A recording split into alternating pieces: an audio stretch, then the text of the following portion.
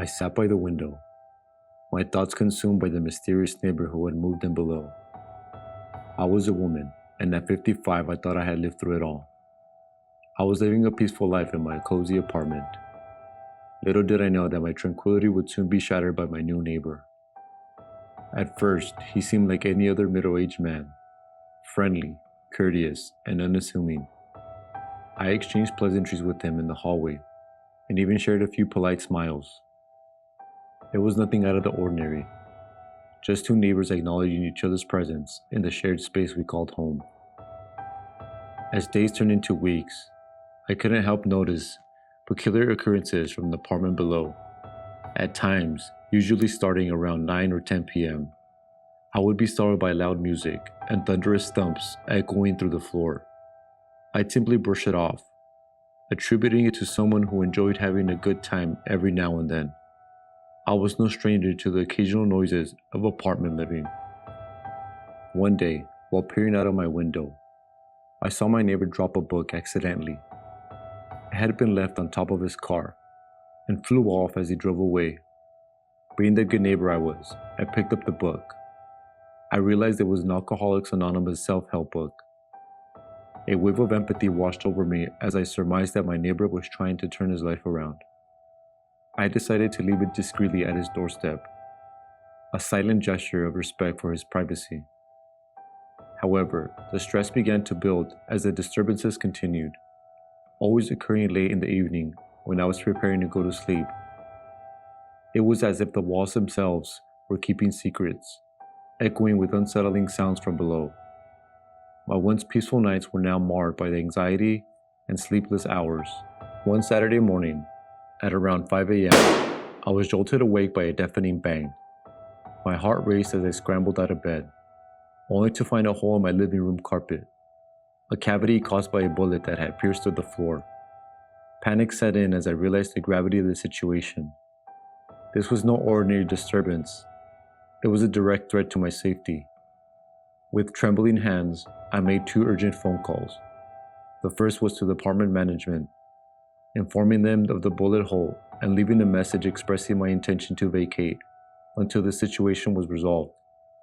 The second call was to my daughter, telling her to let me stay at her place until this nightmare was over. 2 agonizing days passed, during which I received a call from the resident's office to meet with the authorities. As I entered the resident's office, the atmosphere was heavy with tension. I recounted my horrific experience, the terrifying gunshot, and the relentless disturbances from below. They assured me that everything was under control, but the truth left me in a state of disbelief. The tenant residing below you is no longer part of a community, the office manager said. I couldn't fathom what had transpired in those 2 days of my absence. No one knew for sure what had happened, but my friend had inquired with the maintenance team of the situation. They revealed that they had been called to clear the unit below due to an accidental gunshot that had gone off, causing damage to the ceiling. They also discovered an abundance of empty alcohol bottles scattered throughout the apartment. The maintenance work had not been limited to the lower floor. They had to visit your unit as well, patching up the hole in your living room floor, they said. That explained the sudden departure of the man below and the mysterious silence that had fallen over the apartment complex. As I listened to my friend's account, I couldn't help but recall the loud noises, the bone-rattling thuds, and the Alcoholics Anonymous book that had once belonged to the man below. It all fell into place, a chilling puzzle of events that had unfolded right beneath my feet. I sat in my quiet apartment, reflecting on the virtue of my patience. I had never called the management office to complain about the disturbances except for that one fateful morning. The man below had battled with his demons in silence, and I had been an unwitting witness to his struggles. Relief washed over me as I realized that, despite the fear and unease, I had not made any problems for the troubled soul living below me. I was left with unanswered questions and the haunting uncertainty of what had become of him. Did he recover? Was he in the hospital? Or had something far worse occurred to that troubled man? No one in the community ever learned the fate of that man who had been my unsettling neighbor. he remained a mystery that would forever linger in the corridors of the apartment complex.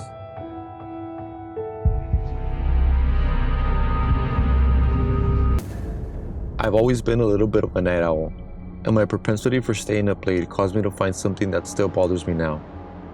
It all began when I moved into a charming apartment building in a peaceful suburban area. I had no idea that my new neighbor would make life a living nightmare. Ever since I moved into my one-bedroom apartment, I have felt as though someone was watching me. A faint inkling first appeared, a creepy sensation that made the hairs of the back of my neck stand up. I used to have the unsettling sensation that someone was peering at me while I lay in bed browsing through my phone. I initially attributed it to my hyperactive imagination, but then, one evening as I was preparing dinner, I peered out of my kitchen window and caught a glimpse of something that made my skin tingle. My neighbor from across the way was keeping a close eye on me via his blinds. I instantly turned my head away as my heart was racing. Maybe it was a coincidence, I reasoned. People frequently gaze outside their windows. However, I continued to feel as though I was being watched, and I began to catch the same man acting suspicious more regularly. He constantly seemed to be hiding behind those shades, waiting for me to leave my apartment. I took out the trash one day, and as I approached the public trash bins, I spotted an odd sight. A stack of pictures was sticking out of a partially ripped garbage bag in the dumpster. I reached inside and took them out. They were pictures of myself, much to my horror. Pictures of myself in natural settings were taken in a variety of places, including my residence, my place of employment, bars, and theaters. It had to be that creepy man in that unit. A chilly sweat started to appear on my forehead. I was being stalked. I was aware that I had to act fast. I spoke with the apartment management office and described the circumstance, pleading with them to take the man in the neighboring unit's safety into consideration. I was even more horrified by their reaction. They claimed that that unit had no registered tenants. They said that that unit had been unoccupied for months. I struggled to understand the ramifications of their words while my heart raced. How was it possible for someone to dwell in the unit next to mine and nobody knew? The office took a look at the unit, but I was terrified of what they would discover. They phoned me a few days later to share their findings. Empty, absolutely empty. No signs that anyone ever resided there. I found it hard to believe. That creepy man, my stalker, had been living next door, but his unit was vacant and bare of any personal effects. In a weird turn of events, a family shortly after moved into the apartment. I made an effort to forget the dreadful incident, but I never got over my discomfort. Every waking minute was plagued by the worry that the man who had been spying on me for so long may suddenly resurface. I couldn't get rid of the sense that I was being watched. My fear of having my privacy so disregarded still looms over me. I've been damaged by those experiences, and will always be plagued by the recollection of the creepy man who observed my every move day in and day out.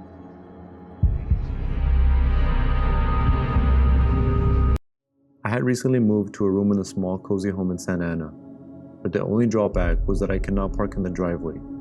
For me, it was a new beginning and a fresh start. I was excited to show my mother the room I had rented all on my own.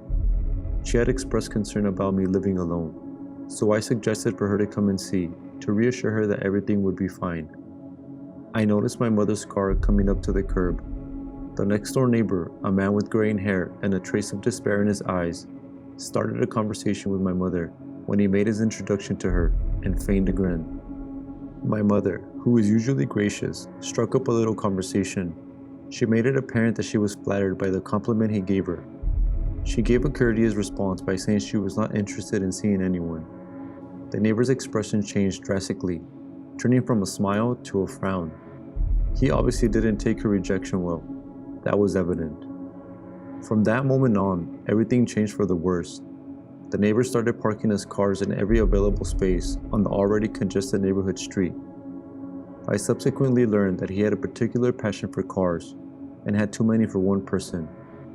It appeared though he was taking out the rejection out on me.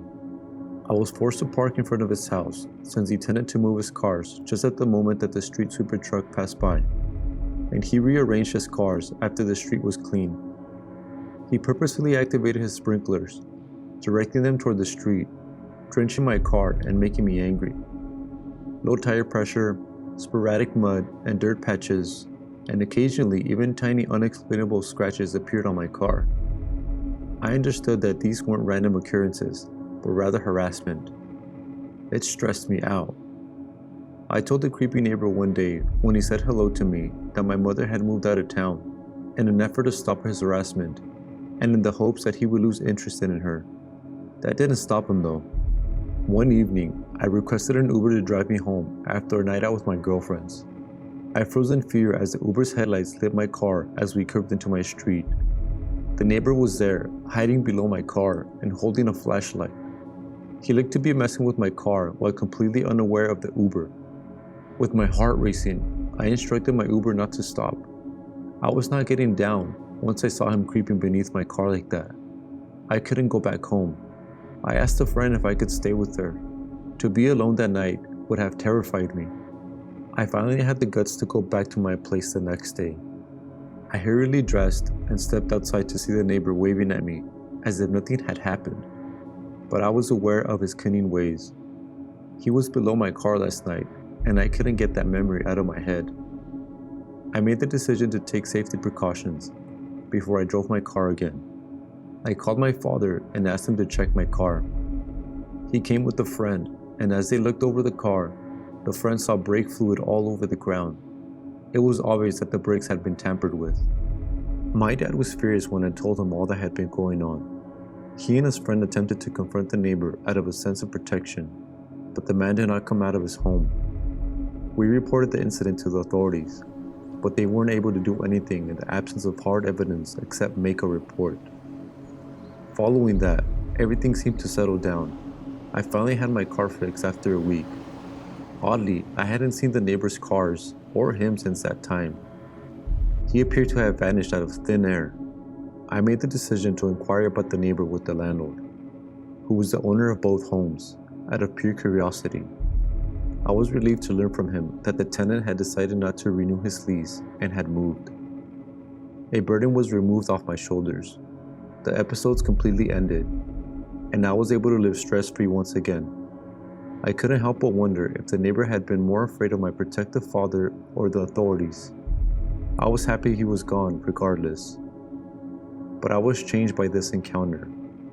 I now constantly remind myself that not all of my neighbors are pleasant and helpful.